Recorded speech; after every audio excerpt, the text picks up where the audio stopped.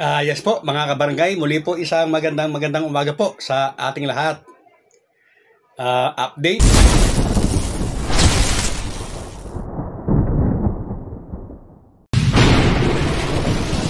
Wala po, latest, wala po mga kabarangay. Ang masasabi ko lamang po ay hanggang sa kasalukuyan po, wala pa rin po tayong nababanaag na linaw kung kailan ba magdidesisyon ang Korte Suprema. Mga kabarangay, sa ngayon po kasi ang pinag-uusapan na lamang ay hindi na po yung petsa na December 1 ba, 2025 or November 2, 2026. Kung hindi po ang pasya na lamang o hatol po ng Korte Suprema ang pinag-uusapan at lalo na po na hinihintay-hintay. Idideklara ba na unconstitutional or constitutional? Ito pong RA 12232. At para po sa mga ngayon lamang po nakakapanood or nakasubaybay sa usaping barangay at SK election, ang umiiral po na batas ay ito pong RA 12232 na nagtatakda nga po ng halalan sa November 2, 2026. Yan po ay patuloy na iiral po hanggang wala pong TRO, hanggang walang status quo ante order, or hanggang hindi po ito idinideklara na unconstitutional. Yan po yung patuloy po na susundin at umiiral na batas.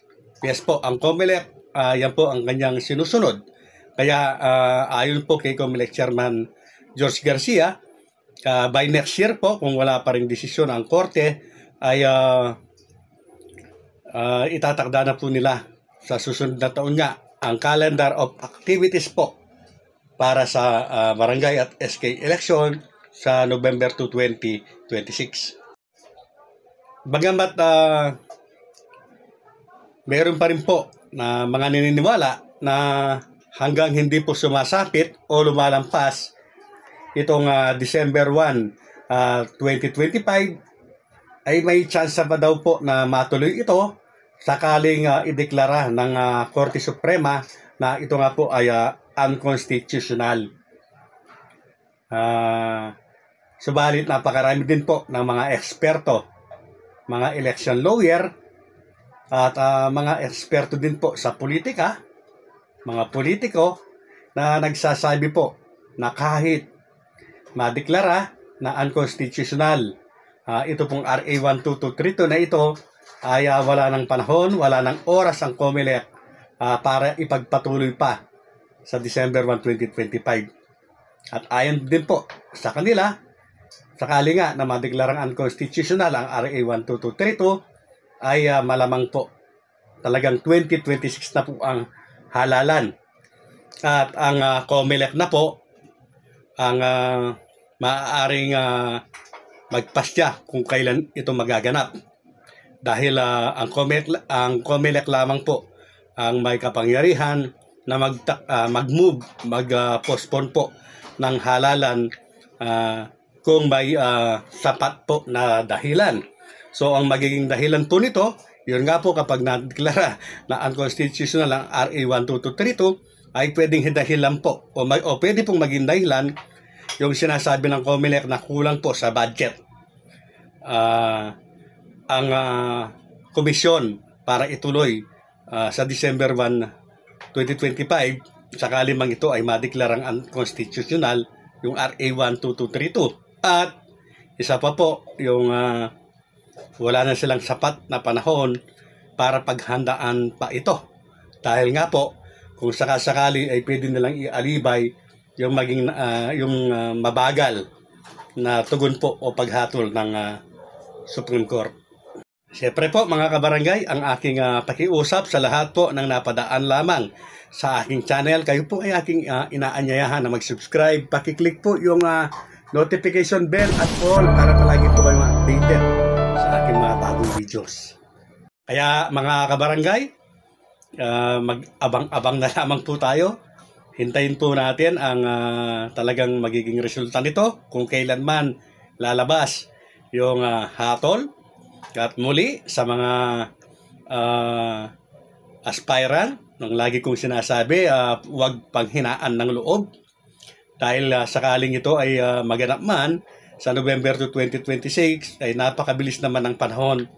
Isang taon lamang yan mga kabarangay. At kung tayo po ay desidido talaga na manungkulan at tapat, hindi po tayo panghihinaan ng loob. Huwag tayong titigil sa ginagawa nating kabutihan sa ating barangay at lalo po huwag titigil sa pagpapakilala, pag-ikot-ikot sa inyong mga barangay dahil hindi po kawalan yan.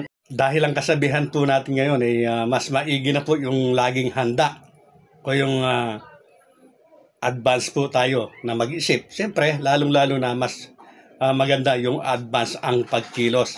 Hindi po ba? Lagi lamang po na antabayanan ang aking channel dahil kahit pa paano po ay magbibigay po tayo ng mga kaganapan at kung mayroon na po na latest update. Mga kabarangay, tayo po ay may mga source din naman na pinagkukunan in advance. Kaya po tayo po ay laging nakaantabay ay para agad na maihatid po sa inyo yung mga totoong mangyayari o magaganap in advance kapag tayo po ay nakakuha na ng impormasyon o legit na information sa ating pong mga source, bagay na hindi po natin nakikita o napapanood sa live stream media. Kaya yung pong mga nagsasabi sa amin na paulit-ulit na lang, pabalik-balik na lamang po, hindi po namin kayo hinihikayat na manood sa aming mga content kung kayo po ay hindi masaya, kung kayo po ay naboboring. Hindi para sa inyo yung mga ginagawa naming mga content. Malaya naman po ang bawat isa na magkomento o isiwalat po kung ano yung saloobin. Wag lamang po yung wala na po sa content, ano po, yung wala na sa usapan, yung minsan po ay personal na at may kasama na pong pangungutya. Bagamat tanggap naman namin po yan bilang mga content creator, pero napakapangit naman pong tingnan. Lalo na kung kayo po ay public servant, ano po, lalo na kung kayo nakaupo sa barangay, ano man ang inyong posisyon, at magko-comment kayo ng hindi maganda kapag hindi na pabor sa inyo yung sinasabi ng mga content creator. Sana po ay iwasan natin yung makapanakit po tayo ng kapwa mga kabarangay.